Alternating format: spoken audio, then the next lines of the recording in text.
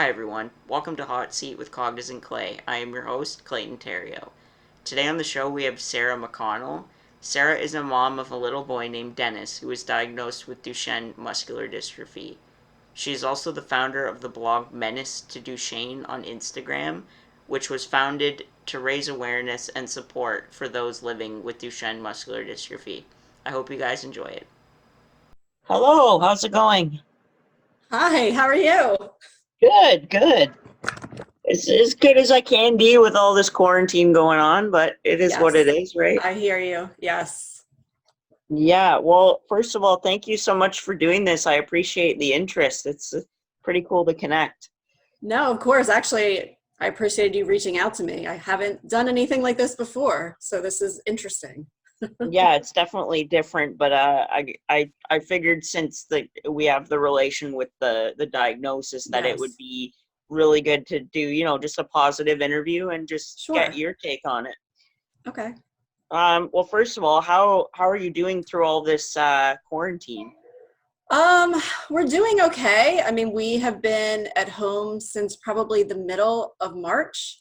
I live in Delaware, which is on the east coast of the United States. So, we've kind of been not really on lockdown, but we've been, having to social distance and kind of, be indoors for the most part since about the middle of March. So my husband and I have been working at home since then. So that's made things kind of interesting. And Dennis, my son, is no longer in daycare. Like that's closed. We don't even really know when they're going to open again. So it's been interesting. Definitely quite an adjustment, but we're hanging in there. Yeah, for sure. I think everybody's doing their best, right? Yes. It's all you can do. So for my viewers, your son Dennis is diagnosed Mhm. with Duchenne muscular dystrophy. Can you talk me through just like how you found out he had it and the process to get the diagnosis? Sure. So my son is 4. Um, Probably shortly after his second birthday is when he was diagnosed, but kind of the road to diagnosis, it's kind of interesting because I think the signs were there all along, but it's just not something I would have picked up on. And I was a first time mom. I really didn't have any other kids to kind of compare his progress to. But basically, I mean, he's pretty, everything seemed to be going well. I mean, he really wasn't walking or pulling himself up on things. Typically when children should be. He, by the time he turned 1, he wasn't even walking at that point. He barely crawled. He would actually crawl backwards. I don't really know why. He So basically, it kind of was something we were concerned about, but kids progress, they all progress a little bit differently. And I think in the States, at least, they don't really start looking further to see if there may be an issue till your child hits 18 months. If your child is not walking by 18 months, usually at that point, you're going to be referred to probably a physical therapist to get an assessment. And you might actually, in the state of Delaware, they have something called, oh my gosh, what is it called? But it's a state program. It's for early intervention. So usually you would get kicked to that whole group. That really didn't happen for us. Basically kind of what happened was he started walking at 17 and a half months. So he's like right under that little, line of being referred to someone else. So he never, at that point, it was just like, everything's fine. He didn't get referred to get an evaluation or anything like that. But, he did fall quite a bit. Again, toddlers fall, right? I mean, but I guess I just didn't realize how much he was falling. And basically the daycare that he was in, which, I'm glad that he was where he was when all this happened. Because, they actually, I feel like they were kind of the first ones to pick up on it, and not so much Duchenne, but I just know that, his teacher was just kind of like, he seems to, he always kind of crawls at things to pull himself up. He doesn't like to get off the floor and just get up. Like, and she was like, the other kids that are his age, that you just don't see that. And, she wasn't like, it's a problem, but it's just something she noticed because she's around kids all the time. So, that was kind of in the back of my head. And then, he used to fall at school a lot. There was one day where he fell twice in a day and he bit through his lip, and, when I went to go pick him up, I mean, the director seemed really concerned. Not that there was anything wrong, but they were just like, we don't understand why he fell. Like, it didn't seem like he tripped on anything. So at that point, that actually happened to be the day before his 2-year wellness visit with his pediatrician. That was really fresh on my mind. So when I went in the next day, I kind of pinpointed on the, is there a developmental issue? Is there something wrong? Just because I was like, he seems to fall a lot. He wasn't running, he wasn't jumping, he wasn't skipping, he wasn't doing anything like that. So I kind of was talking to the pediatrician, and, so we had him walk, he kind of watched him walk, and, and then I must have said, he says later, the pediatrician tells me, you kind of said something that kind of made the light bulb go off in my head. I had said that he has trouble getting up off the floor. So when that happened, basically the doctor was like, okay, I want to see Dennis get up from off the floor. And, he did the Gower's maneuver. And so, at that time, I didn't really realize that. But at that point, the doctor then referred us to go get some blood work to do CPK levels. And those came back, I think it was 21,000. So at that point, there was like no doubt about it. He had a muscular dystrophy. And then, it's kind of a whirlwind after that. Yeah, definitely. Yeah.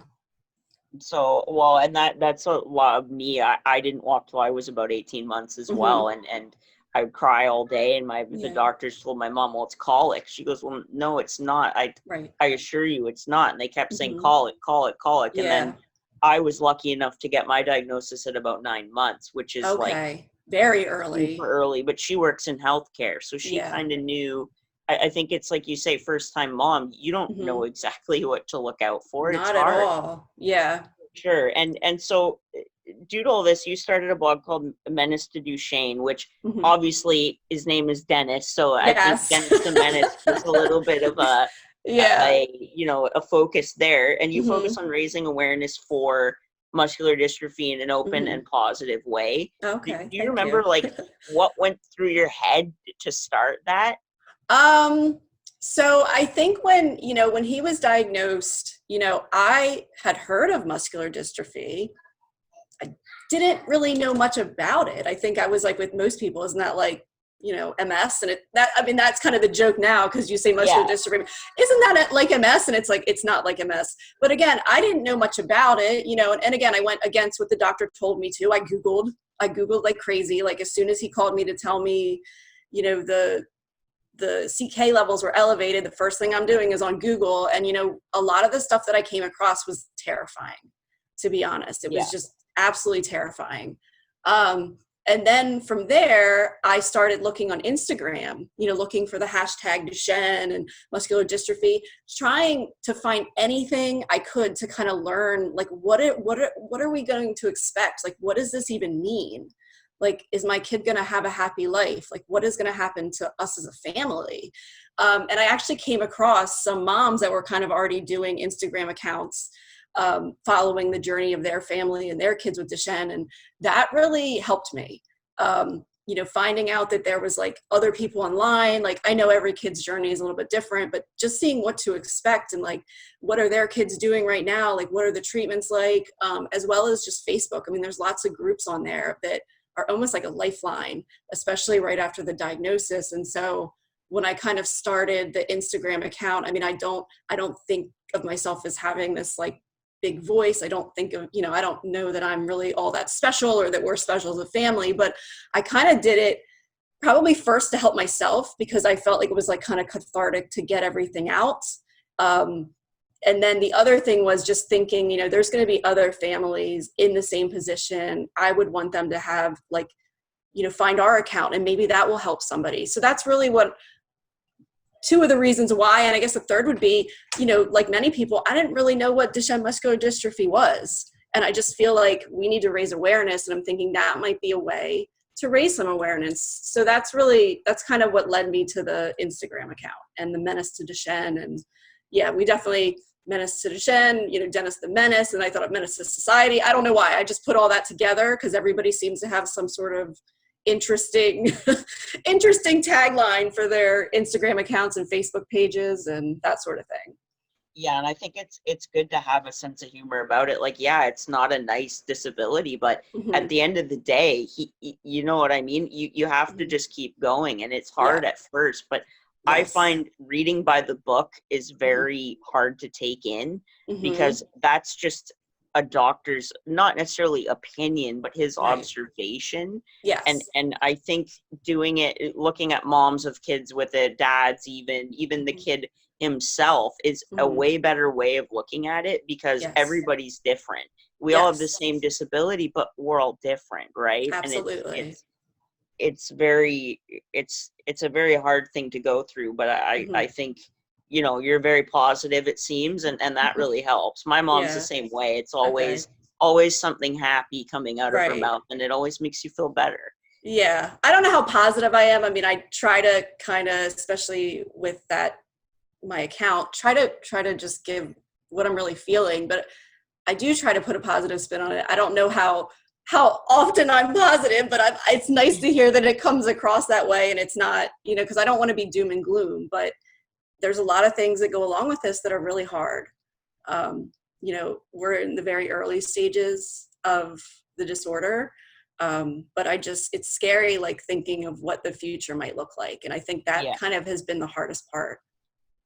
Yeah, definitely. That's what my mom said. It is just adjusting to the news is the hardest part. But Yeah, as you go on, and I'm always here for you if you ever need anything to I talk about, appreciate whatever, it. That's for sure. amazing. Yeah. And it's just it is hard. And my next question was like, obviously, it's a very hard thing to deal with as a parent, but Hmm. what has stuck out about the journey so far? Like, what do you look back on to help you get through it? Um, that's a good question. I haven't really thought about that. I mean, the way we kind of make it through, I mean, yes, my son has this terrible diagnosis that was like terrifying. Like when we first got it, it was like getting a death sentence. Like, and I know that that's not the case. It's not a death sentence. But we're lucky. We have this like beautiful little boy. He's probably the most joyful kid I've ever been around. He's so funny. I mean, couldn't imagine my life without him. So that has really helped us get through, and just lots of support, like especially from really Yeah. unexpected places. Total strangers. Like I mean, I think with this whole thing, it's kind of humbling. Like I feel like I have cried in front of every type of person you can imagine. It's been, somewhat embarrassing, but like people, like there's a lot of people out there that really want to help, and the community is just amazing. Um, so I don't quite know if that answered your question, but No, it does. No, for sure. And, okay. and you do get support when you don't expect it, I find. Like, Yes. if Yes. you're looking for it constantly, you're just going Hmm. to be upset. But then Hmm. all of a sudden, a stranger recognizes it. Like, back in December, Hmm. I did an interview. My first interview, his name is Chris Kyle, and he's a guitarist for an R&B singer named Cautious Clay, which is Okay. funny because my name's Clay. Clay, And right. after the show, he came up to me. He goes, he goes, I don't mean to be blunt, but do you have Duchenne? I go, Hmm. yeah. Why? Hmm. What's up? And he goes, my nephew has it. And Yeah. I connected with him just purely by happenstance. He came up to Hmm. me. I didn't even know his name going to the Right. show. I knew the Hmm. singer's name, but the band, it's a new band, so I didn't really know the names. He's like, my name's Chris Kyle. And it stuck to me because American Sniper's name was Chris I Kyle. was gonna say, why does that sound familiar? Yeah, and right away it was a connection, and ever since I've connected with him and his Hmm. nephew who has it, and Hmm. it's quite amazing. And the thing that actually, this is funny, that stuck for me with your blog was the Hmm. picture with Dennis in the Spider-Man hat and the Spider-Man Hmm. shirt. Uh-huh. Absolutely my favorite superhero as a kid. So right away I was Uh, like, you know what, yeah. this would be cool to reach out. And sure Yeah. enough, here we are. um Yeah. who, like, the last part about that is, who has helped you the most to stay positive? Like maybe a family member, a doctor, like who sticks out to you? Um, I don't know. I feel like it's a whole group of people. Like I kind of feel like a lot of the other Duchenne moms have really helped. There's lots of, I think the one thing with the community, there's help if you want to seek it. Like there's people that you can talk to. I think, you know, there's a couple, like we've tried to kind of go to all the conferences, everything that we can just to soak up as much information and kind of get up to speed on everything. Um, But, some of the moms that I've met, either through just like running into them at a conference or some of the more formal things. I mean, there's a group in the States called the Jet Foundation. I don't know if you're familiar with that. Yeah, I've heard of it. Okay. So, they do some different things. I mean, they help families kind of raise money for anything that they could possibly need, like, a van or a ramp or, a stair lift. They kind of do that kind of stuff. But then they also do this thing they call Porch Night that was started by two moms of kids with Duchenne. And basically, it started out as, they go to different cities and, a whole group of moms that get together and just have a night of fun and we get to talk and all of that. So I went to my first one of those in January and it was just great. Like, because it's just like, as soon as you meet them, they already know what you're going through. They already know. Right. So that's been really nice. I mean, they've now kind of switched it to like a virtual thing, ever since the pandemic started. So I've done a couple of those. But I've met, some really nice people that way that have been supportive and trying to, just like they're positive. I mean, it's not, you're not dying with Duchenne, you're living with Duchenne. And, you can't, I think everybody's dying. We don't know when or where. And like, yeah, maybe because of the diagnosis, like probably have an idea of, how, my son's going to go, but doesn't really define him. And it's like, you just need to focus on the positive because you'll never survive if you don't. Exactly. No, I agree wholeheartedly with that. It's, you just got to learn to manage it and you can have a very happy life. I assure you, like, Yeah, I'm in a very good place. Even at 27 years old, I'm so grateful for all that I've done. And it's, everybody should be grateful they're here. Like you say, regardless, you're not dying with it, you're living with it. And at the end of the day, that's all you can do for sure. Just in the middle here, I always do a little segment called Rapid Fire with my guests. Oh boy. Just random questions just to get to know you a little bit better. Okay. First one, I always focus on the place you're from. Who would be your favorite person from Delaware? Oh boy. It's probably a hard one. Yeah, there's not a lot of people from Delaware. I mean, I think lots of people know Joe Biden. He's from Delaware. My favorite, but honestly, I couldn't tell you a favorite. As far, there's not a lot of celebrities from here, but I mean, I think most people know who he is, but. Yeah, that's a good one to pick. He's definitely a very accurate source right now. If you could be anyone, living or dead, for 24 hours, who would you choose? Oh my gosh, these are impossible questions. For 24 hours? Can I say pass? If you want to. It doesn't bother me. Yeah, I don't know. Well, we'll just go with maybe even Dennis would be a good one just to see what it's like. You know what I mean? That would be pretty cool. I mean, because he says some of the funniest things I've ever heard. I don't know if he looks at life a little bit differently, but I mean, he just always comes up with something funny. Like the other night, he was just out of nowhere. If there was a raccoon in my tent, I'd want to share my snacks with him. I don't even know where this stuff comes from. So yeah, that might actually be a really good one because I'd love to see the world from his, perspective. Especially that age. They are so cute at that age. It's hard not to laugh. Yeah, he's lots of fun. For sure. And I've noticed he looks like that, like his pictures, the pictures of him, it looks like he's a goofy kid. And I love that. Yeah, he is. He's just definitely. His smile is so infectious too. Oh, thank you. What is your favorite thing to eat? I always focus on this because I love food. I would say pizza. I mean, I could eat pizza any time of the day. I mean, I know that's probably a pretty, standard answer, but pizza is just so great. You can't go wrong with pizza. A lot of different options too. And one I really wanted to know was describe Dennis in 3 words. It might be hard to focus on 3 because you're 3 words. I mean, I would definitely say observant, silly, and just lovable. He's such a sweetheart.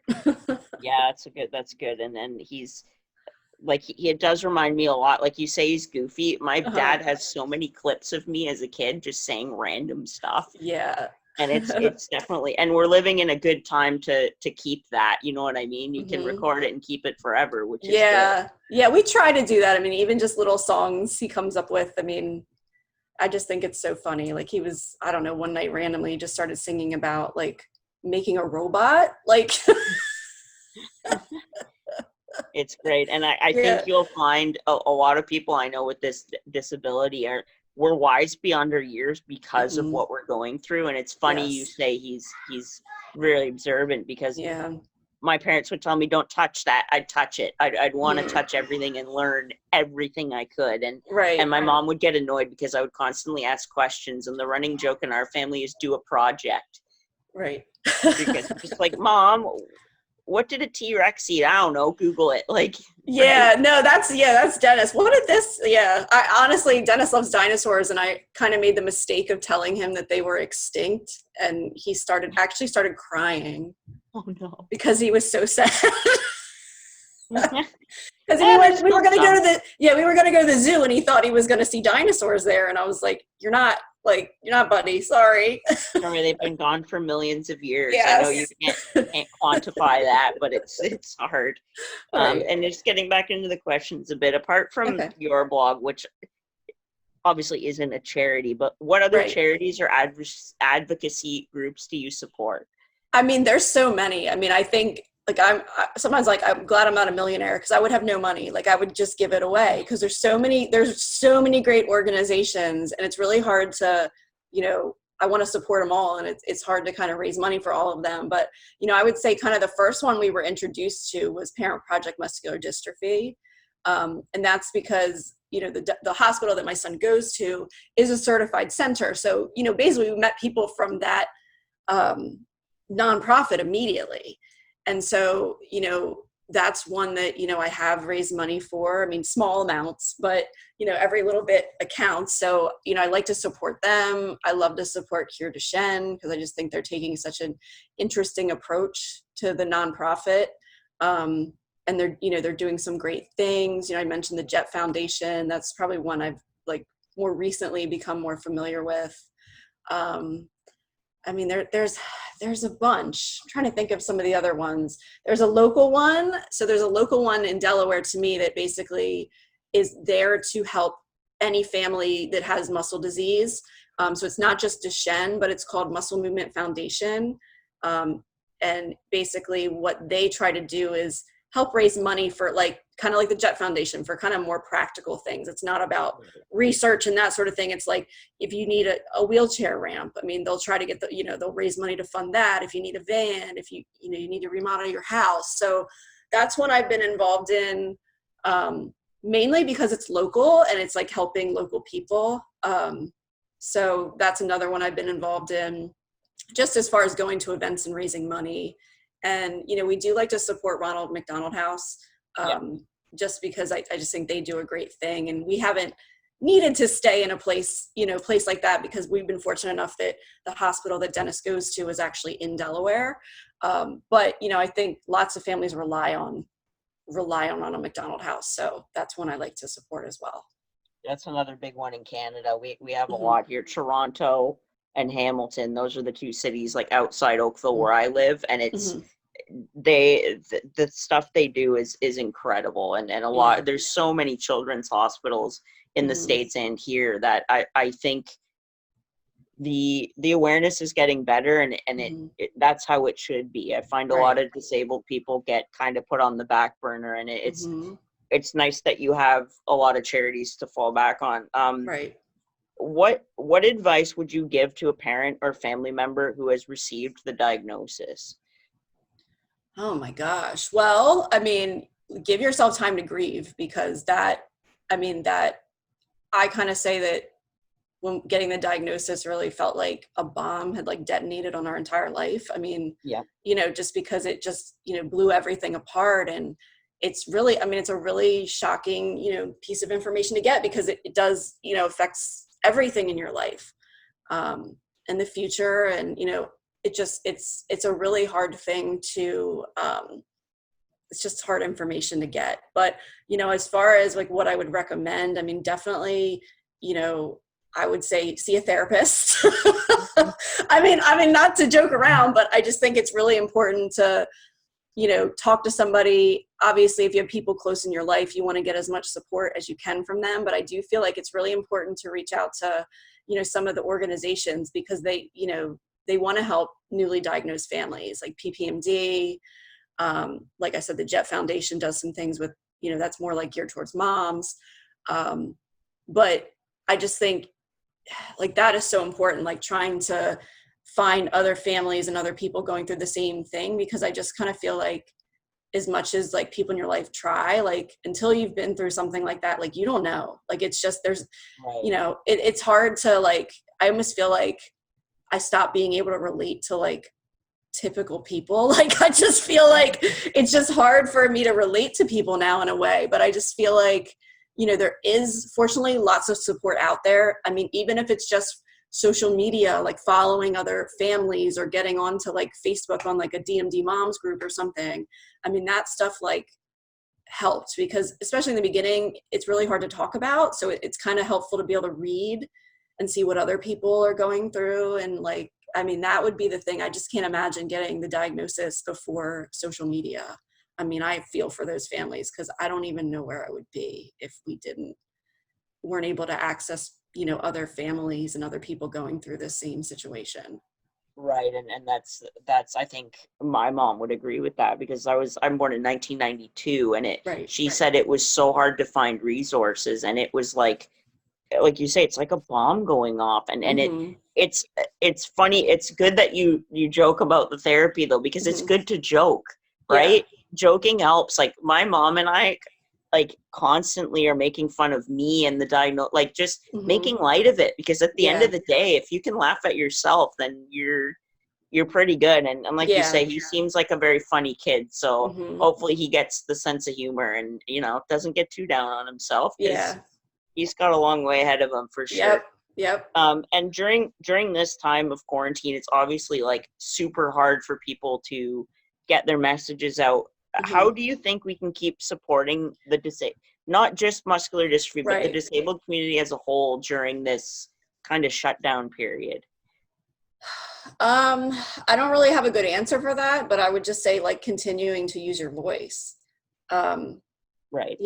I just think I feel like I I think now like that even before my son, got the diagnosis, like after my son was born, for whatever reason, I was just really drawn to like other families that, had kids that had, like developmental differences and other things going on. And, you know, it's, something that like when he got diagnosed, I was like, it kind of seems like the universe was trying to send me a message, because it was like, now I get it. Why am I so interested in this? But I mean, I don't know the best way to like continue raising awareness through what we're going through. But, I would just say, yeah, continue to use your voice. And if, there's more people talking about it, and, that hopefully spreads the message. I mean, I think for me, I just know a lot of people in my life didn't really know much about it. And I just figure if I can talk about it openly, like maybe, they'll share it with someone else that needs it, or maybe someone will learn. I've even thought about getting,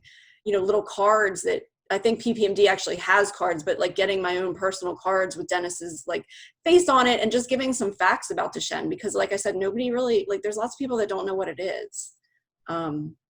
So I don't know if that answered your question. No, it doesn't. I think just continuing to raise it, right? Yeah. Social media is a beautiful thing. There's a lot Mm-hmm. of toxic people on there, but at the same Yes. time, it's also very moving and very positive. And that's one thing, like, I'm so grateful I started this, because Yeah. it gives you perspective on all different types of people, all different Yes. disabilities. And I think Mm-hmm. that's a very powerful thing. Well, that's about all I have for you, Sarah. Thank Okay. you again for All doing right. this. I appreciate you helping me raise the awareness, especially for Sure. muscular dystrophy. Sure. Thank you for And reaching out to me. yeah, of course, and It's all real. the best to you and your family. Okay. I hope he has a good life, because Yeah. it's definitely hard. But again, I'm here for you if you ever need it. I really appreciate that. It was really nice Yeah. to meet you. Thanks again for reaching out. This was fun. Yes, of course. I'll send you a link when it's posted. Okay, perfect. All right. Thank Bye you. for Have a good now. one. Okay. Bye. Bye.